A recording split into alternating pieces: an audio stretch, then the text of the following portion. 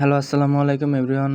অনেক দিন থেকে আমার মুখে কোনো খাবারই ভালো লাগতেছিল না, তাই আমি পারভিনকে বললাম আমাকে কিছু নতুন করে বানিয়ে খাওয়াও। তারপর ও আমাকে বলতেছে তুমি কি খাবো আমাকে বললো, আমি বানিয়ে দেই। তারপর আমি বললাম আমি আমি জানি না আমি কি খাবো, তুমি যেটা পছন্দ করে বানাবো আমি আজকে ওটাই খাবো। তারপর বলতেছে আচ্ছা ঠিক আছে তুমি দাঁড়াও, আমি বানিয়ে খাওয়াই তোমায়, আমি যা যা বানাবো তাইতেই খাবো। আমি বললাম আচ্ছা ঠিক আছে, কিন্তু আমি যেটা খাইতে পারি সেটাই বানাও, আমি যেটা খাইতে পারি না সেটা বানায় না, তাহলে আমি খাইতে পারবো না, তোমার মন খারাপ হবে। তারপর সে দেখি সে আগে থেকে বুট সেদ্ধ করে রাখছিল, মুড়ি দিয়ে মাখায় দিবে আমাকে। আমি আমার বউকে যেটাই বলি আমাকে সেটাই করে খাওয়ায়। বলতে গেলে আমাকে অনেক ভালোবাসে সে।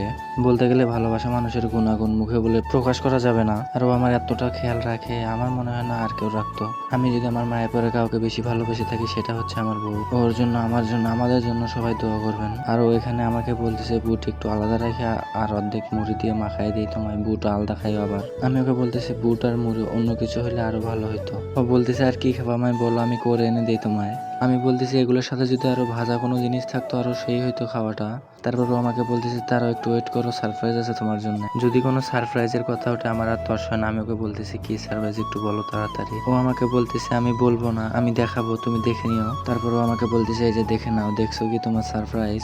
পরে আমি দেখলাম ও ডাল দিয়ে বড়া বানায় আনছে আরো। তারপর আমি ওকে বললাম তুমি কিভাবে জানো এগুলো আমার পছন্দের জিনিস। তারপর ও আমাকে বলতেছে যেদিন আমাদের বিয়ে হয়েছে সেদিন থেকে তুমি আমার সবকিছু। তারপর আমি ওকে বলতেছি খেয়ে টেস্ট করে দেখো তো কিরকম হয়েছে খাইতে। আর চ্যানেলটা আমার যারা সাবস্ক্রাইব করেন নাই তারা সাবস্ক্রাইব করে দিন। তারপর ও আমাকে বলতেছে এগুলা তো আমি আমার জন্য বানাই, এগুলো আমি তোমার জন্য বানাইছি, হা করে আমি তুলে খাওয়াই। তারপর সব এক এক করে আমাকে খাওয়াই দিতেছে ও।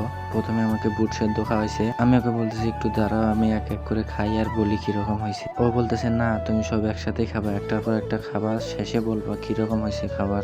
আমি ওকে বলতেছি আচ্ছা ঠিক আছে খাবার আর কি কি আছে খাওয়াও।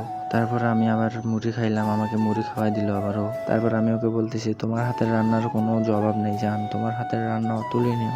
তারপর ওকে আমি বলতেছি যদি বিশ্বাস না হয় তুমি খেয়ে দেখো তোমার হাতের রান্না কতটা সুন্দর। আমি ওকে বলতেছি তুমি বিশ্বাস না করলে খেয়ে দেখো তোমার হাতের রান্না কতটা মজার। তারপর ও খেয়ে দেখতেছে, ওর রান্না খেয়ে ওই নিজেই অবাক। আর বইয়ের হাতের রান্না যেমনই হোক আপনারা প্রশংসা করবেন, প্রশংসার পাগলি মেয়েরা।